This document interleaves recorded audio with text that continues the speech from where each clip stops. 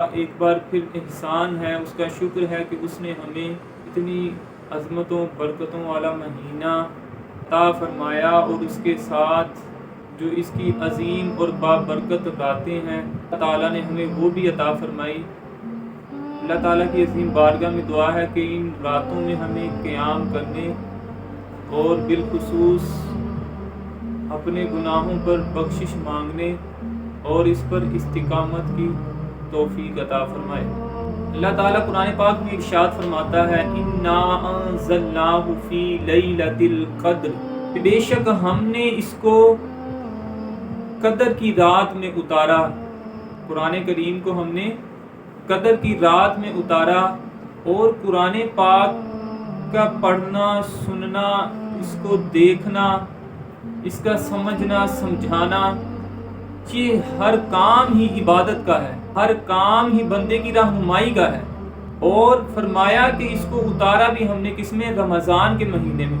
اور پھر اتارا بھی کس رات میں؟ شب قدر میں۔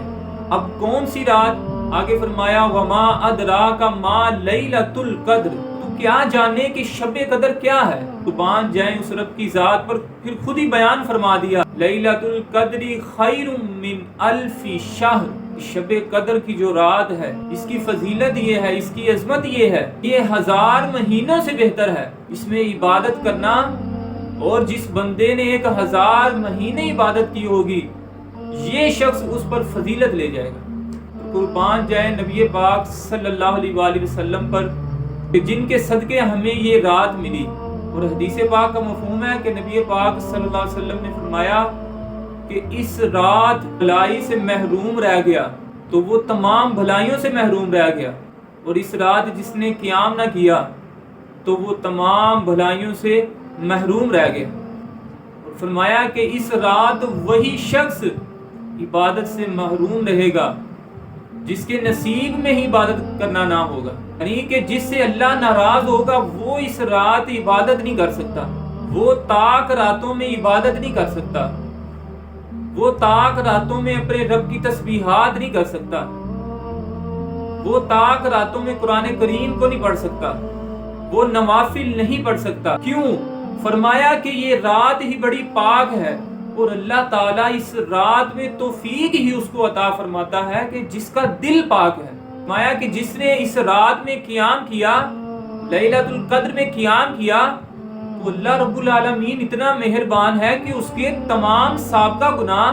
جو اس کے پیچھے گناہ اس نے صغیرہ گناہ کیے ہیں، اللہ تعالیٰ ان کو معاف فرما دیتا ہے۔ پوری زندگی میں اس نے جتنے گناہ کیے وہ تمام کے تمام اللہ رب العالمین اس رات میں قیام کرنے کے صدقے معاف فرما دیتا ہے۔ اگر فرمایا کہ 4 لوگ ایسے ہیں جن کی توبہ قبول نہ ہوگی، جن کو اللہ عبادت کی توفیق نہ دے گا، کی عبادت قبول نہ ہوگی، پر ایک پہ فرمایا کہ جو شراب کا عادی ہے، جو نشے کا عادی ہے،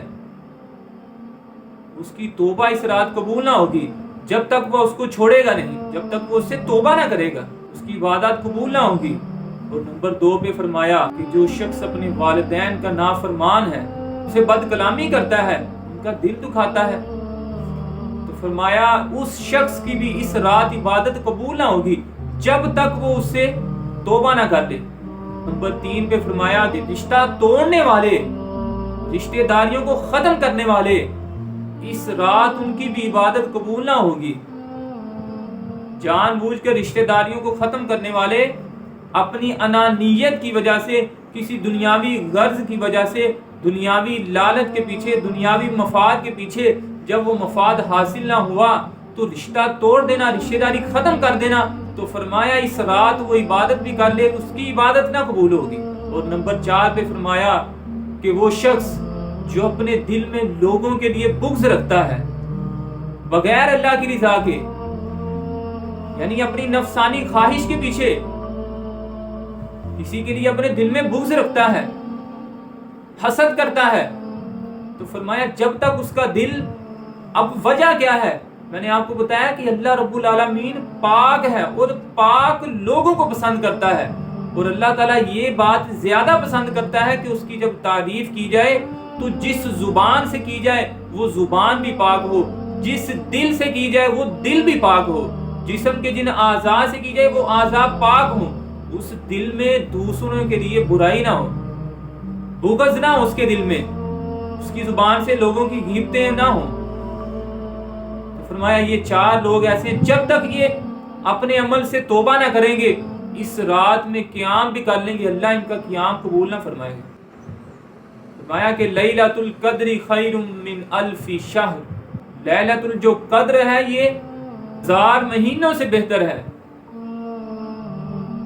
بنی اسرائیل کا ایک بادشاہ تھا، بڑا ہی عابد عبادت گزار تھا، اور راتوں کو قیام کیا کرتا تھا اور دن کو روزہ رکھا کرتا تھا وہ بادشاہ ہونے کے باوجود بھی اللہ کے حضور اپنی راتوں اور دن کو گزارا کرتا تھا۔ تو اللہ رب العالمین نے اس دور کے نبی علیہ الصلوۃ والسلام پر وحی نازل فرمائی کہ اس بادشاہ سے کہیں کہ یہ جو چاہتا ہے نا وہ اللہ سے مانگ لے، اللہ اس کو عطا فرمائے گا، اور قربان جائے اس کے مانگنے پر بھی۔ کا دل پاک تھا نا، اس کے دل میں تو برائی تھی نہیں، دنیاوی لالچ تو تھی ہی نہیں، قربان جائے اس کے مانگنے پر بھی۔ اس نے کیا عرض کیا؟ کہنے لگا یا باری تعالی تو مجھے میرے مال، میری اولاد اور میری جان کے ساتھ جہاد کرنے کی توفیق عطا فرما۔ اللہ رب العالمین نے اس کو 1000 بیٹے عطا فرمائے، 1000 بیٹے عطا فرمائے، اور ایک بیٹے کو وہ تیار کرتا، اس کے ساتھ ایک لشکر بھیجتا، اور وہ بیٹا اس لشکر کے ساتھ جنگ میں چلا جاتا، اور وہ لشکر اور اس کا بیٹا 1 مہینے تک اللہ کی راہ میں جہاد کرتے رہتے، صرف اللہ کی رضا کے لیے جہاد کرتے رہتے، اور پورا 1 مہینہ جہاد کرنے کے بعد آخر میں جا کے شہید ہو جاتا۔ اسی طرح دوسرا بیٹا بھی، اس کو بھی ایک لشکر کے ساتھ بھیجا جنگ کے لیے، جہاد کے لیے، تو وہ بھی 1 مہینہ اللہ کی رضا کے لیے جہاد کرتا رہا اور آخر میں شہید ہو گیا۔ اسی طرح اس شخص کے 1000 بیٹے شہید ہو گئے، 1000 مہینوں میں اس کے 1000 بیٹے شہید ہو گئے، اور وہ ان دنوں میں، ان مہینوں میں، ان راتوں میں اللہ کے حضور قیام کیا کرتا تھا، وہ دن کو روزہ رکھا کرتا تھا۔ تب اس کے سارے بیٹے اللہ کی راہ میں جہاد کرتے شہید ہو گئے، تو آخر میں وہ خود آگے بڑھا اور اس نے جہاد کیا، اور وہ خود بھی شہید ہو گیا۔ تو لوگوں نے بڑا تعجب کیا، لوگوں نے کہا کہ اس شخص کی عبادت کو کون حاصل کر سکتا ہے؟ اس کو جو مقام اور جو فضیلت ملی ہے، اس فضیلت کو کوئی شخص بھی حاصل نہیں کر سکتا۔ تو قربان جائیں اس رب کی ذات پر، اللہ رب العالمین نے یہ آیت مبارکہ نازل فرما دی، لیلۃ القدر خیر من الف شہر۔ فرمایا کہ جو اس رات میں اللہ رب العالمین کی رضا کے واسطے جو 4 باتیں بتائی ہیں ان سے بچنے والا ہے، اس کے دل میں لوگوں کے لیے برائی نہیں ہے، اس کی زبان لوگوں کی برائیاں نہیں کرتی، وہ والدین کا نافرمان نہیں ہے، بد کلامی نہیں کرتا، وہ نشے کا عادی نہیں ہے۔ تو فرمایا جو شخص ان چیزوں سے بچا اور اس رات اس نے عبادت کر لی، اس رات کو اس نے قیام کر لیا اور دن کا اس نے روزہ رکھ لیا، تو اللہ رب العالمین وہ جو بادشاہ تھا 1000 مہینے تک اس کے بیٹے شہید ہوتے رہے اور آخر میں وہ خود بھی شہید ہو گیا، اس کو جو مقام و مرتبہ ملا اس رات میں، 1 رات میں قیام کرنے والے کی فضیلت اس بادشاہ سے زیادہ ہے۔ اگر ہم یہ دیکھیں کہ ہماری بد نصیبی کتنی ہے، اس رات میں بھی بد نگاہی کر رہے ہیں، اس رات میں بھی گناہوں کو نہیں چھوڑے، اس رات میں بھی لوگوں کی برائیاں کر رہے ہیں، اس رات میں بھی بے حیائی کی باتیں کر رہے ہیں۔ تو فرمایا کہ قدر کا معنی ہے تنگی، یعنی یہ رات بڑی تنگ ہو جاتی ہے۔ کیوں تنگ ہو جاتی ہے؟ کیونکہ اس رات میں اتنے کثیر فرشتے نازل ہوتے ہیں آسمان سے کہ زمین تنگ ہو جاتی ہے، اور وہ ہر اس شخص پر رحمت بھیجتے ہیں، ہر اس شخص پر سلامتی بھیجتے ہیں جو شخص اس رات میں عبادت کی حالت میں ہوگا، چاہے وہ رکوع کی حالت میں، چاہے سجدے کی حالت میں، چاہے وہ بیٹھ کر تسبیحات کر رہا ہے، چاہے قرآن پاک کی تلاوت کر رہا ہے۔ تنزل الملائکۃ والروح، اس میں جبرائیل امین علیہ السلام اور فرشتے اترتے ہیں بِإِذْنِ رَبِّهِمْ، اپنے رب کے حکم سے، من کل امر، ہر کام کے لیے، سلام ہی حتی مطلع الفجر، اور یہ سلامتی صبح طلوع فجر تک رہتی ہے۔ تو جبرائیل امین علیہ السلام کے 100 بازو ہیں اور صرف 2 بازو وہ پھیلائیں گے، فرمایا اس رات میں 2 بازو پھیلائیں گے اور مشرق سے مغرب تک وہ پہنچ جائیں گے، پوری روئے زمین گھر جائے گی، اور آپ کے بازوؤں کے نیچے فرشتے ہی فرشتے ہوں گے، اور وہ لوگوں کے لیے رحمت کی دعائیں کریں گے۔ آگے پیچھے ہم دعا مانگتے ہیں کہ یا اللہ تو ہماری بخشش فرما، مگر فرمایا اس رات جب تم گناہوں سے توبہ کرو گے، جب تم معافی مانگو گے، جب تم قرآن پڑھو گے، جب تم حدیث کو سنو گے، جب تم اللہ کی باتوں کو سنو گے، جب تم گناہوں کو چھوڑ دو گے، اپنے دل کو پاک کر لو گے، اللہ کے سامنے رو لو گے، تو تمہاری ہر بات پر، ہر تسبیح کے دانے پر، ہر تسبیح کے کلمے پر، ہر اچھی بات پر فرشتے آمین کہتے ہیں۔ بارش ہے کہ خدا را اس رات میں بالخصوص میں نے یہ سوچنا ہے کہ کم از کم میرا یہ اٹھنا بیٹھنا چلنا پھرنا اس رات میں گناہوں والا نہ ہو، کہ جہاں اس کی اتنی فضیلت ہے وہاں پھر رب کی ناراضگی بھی بڑی ہے۔ اور نبی پاک صلی اللہ علیہ وسلم نے تو مہینہ اعتکاف بیٹھے، پہلے دوسرے تینوں عشرے میں بیٹھے، کس لیے کہ میں اپنی امت کے لیے وہ رات ڈھونڈ سکوں، اور پھر کتنی آسانی فرمائی، فرمایا کہ وہ رات آخری عشرے میں طاق راتوں میں ہے۔ بعض علماء کرام فرماتے ہیں کہ اس رات سے مراد 27ویں رات ہے، رمضان المبارک کی 27ویں رات ہے۔ تو آج کی رات بڑی عظمتوں اور برکتوں والی رات ہے۔ میں ان لوگوں سے گزارش کرنا چاہوں گا، سب سے میں یہ پیغام دینا چاہوں گا کہ جن لوگوں نے عبادت کرنی ہے ان سے میری ایک چھوٹی سی گزارش ہے، اگر جو کوئی یہ کہتا ہے کہ میری ماں تو مجھ سے راضی ہے، میں نے ان کو ناراض نہیں کیا ہوا، میری آپ سے گزارش ہے کہ عبادت کرنے سے پہلے، عبادت شروع کرنے سے پہلے ایک مرتبہ اپنی ماں کے پاس، اپنے والد صاحب کے پاس آپ جائیں اور ان سے ہاتھ جوڑ کر معافی مانگیں کہ ماں جی اگر مجھ سے زندگی میں کوئی غلطی ہوئی، میری کسی بات سے آپ کا دل دکھا ہو تو خدا را آپ مجھے معاف کر دیں۔ قربان جائیں، والدہ بڑی مہربان ہوتی ہیں، اگر کوئی بات ہوئی بھی تو وہ پھر بھی یہی کہیں گی بیٹا کچھ نہیں ہوتا۔ یہ ہماری ہی باتیں ہیں جو ہم ان کو یہ کہتے ہیں آپ نے میرے لیے کیا ہی کیا ہے، انہوں نے دن رات اپنے تجھے دے دیے اور تیرے لیے کیا کریں، انہوں نے اپنی جوانی تیرے لیے دے دی۔ تو خدا را عبادت کرنے سے پہلے میری آپ سے یہ گزارش ہے کہ کم از کم آپ اتنا ضرور کریں کہ اپنے والدین سے پاس ان کے جائیں، ان سے معافی مانگ کر پھر عبادت شروع کریں، اور معافی مانگنے کی توفیق بھی اسی کو ملے گی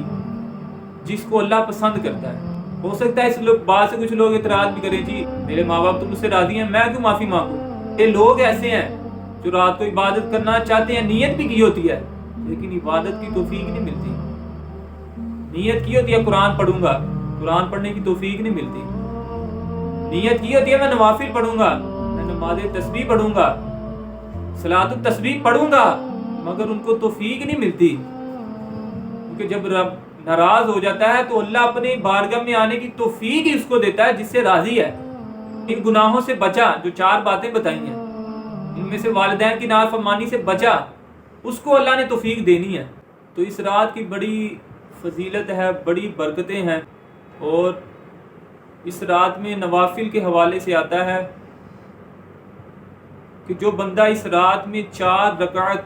نوافل اس طرح ادا کرے کہ ہر رکعت میں 1 مرتبہ سورۃ الفاتحہ اور 1 مرتبہ سورۃ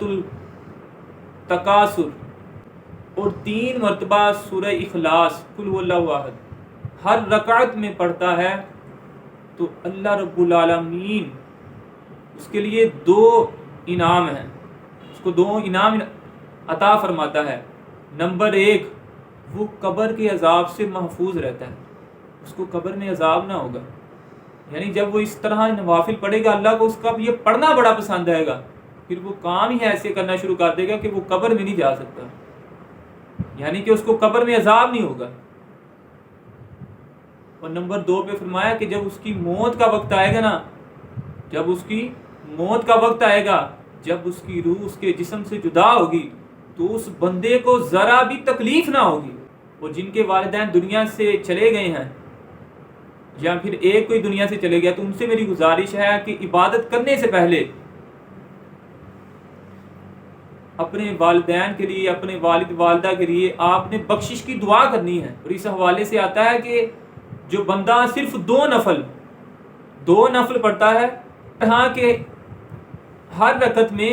1 مرتبہ سورۃ الفاتحہ اور 7 مرتبہ سورۃ الاخلاص پڑھتا ہے، تو اللہ رب العالمین اس بندے پر بھی رحمت نازل فرماتا ہے اور اس کے والدین کو بھی بخش دیتا ہے۔ کرنا کیا ہے؟ 2 رکعت نوافل پڑھنے ہیں، الحمدللہ پڑھنی ہے ہر رکعت میں، دونوں میں، اور اس کے بعد 7 مرتبہ سورہ اخلاص پڑھنی ہے، 7 7 14 مرتبہ، اور اس کے بعد جب سلام پھیر کر فارغ ہونا تو وہیں پر بیٹھ کے 7 مرتبہ استغفار بھی کرنا ہے۔ تو اللہ رب العالمین اس کی برکت سے اس پر اور اس کے والدین پر رحمت نازل فرمائے گا۔